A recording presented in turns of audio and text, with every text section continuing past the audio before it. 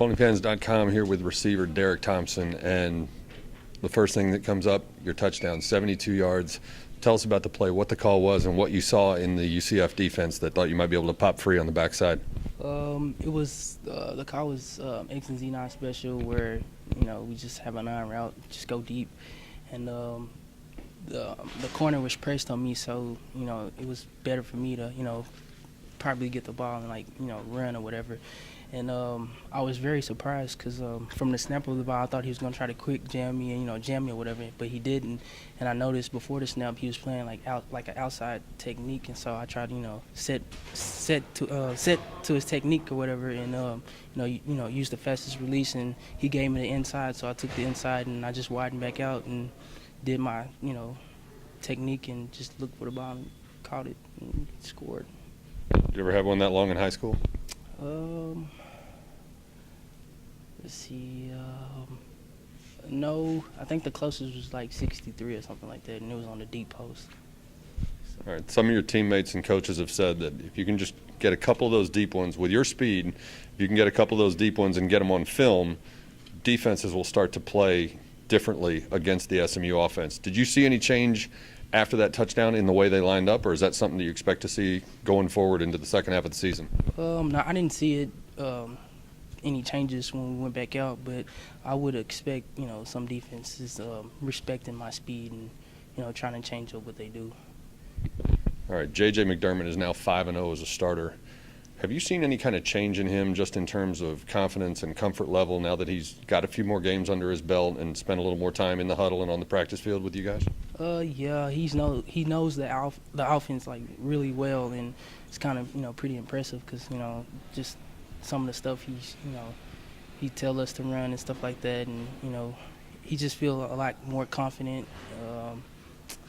This is my first year to actually play with him, so I mean, last year I didn't even see anything that was wrong with him. He stepped up and he's doing good. So last year when UCF won the Conference USA Championship game, their coach George O'Leary said that the game was pretty much won in the first 20 or 30 plays of that game.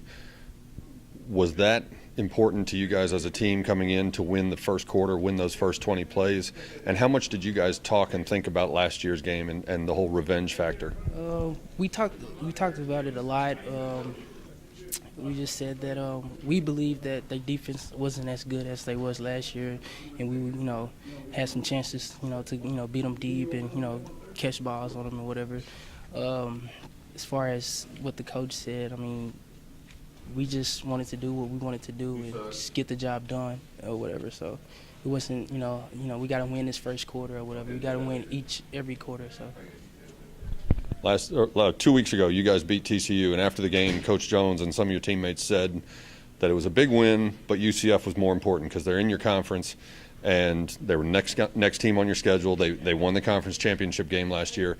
Now that you've played both of them and won both of them, which one was more satisfying to you? I'm gonna answer probably this game because it's a conference game, and we trying to we have a goal, and that's to go to the conference championship. So I mean, yeah, the TCU game was very important because it's our rival or whatever. So that's a huge win for us too. But the UCF win was like this was a big plus for us because UCF. Their defense was like the number 2 defense in the nation, so for us to have a game like we had today was like a big accomplishment or whatever. All right, you've been here a year and a half. After going through preparation over the summer and during two-a-days, did you think that 6 games into the year SMU would be standing at 5-1 and 3-0 in the conference? Yes, yes, sir, I did. Because we put in the work during the off season in the summer. We got good leaders like Chris Banjo and Kevin Beachum and all of them. So I mean, I kind of predicted it. We can basically beat anybody who plays. So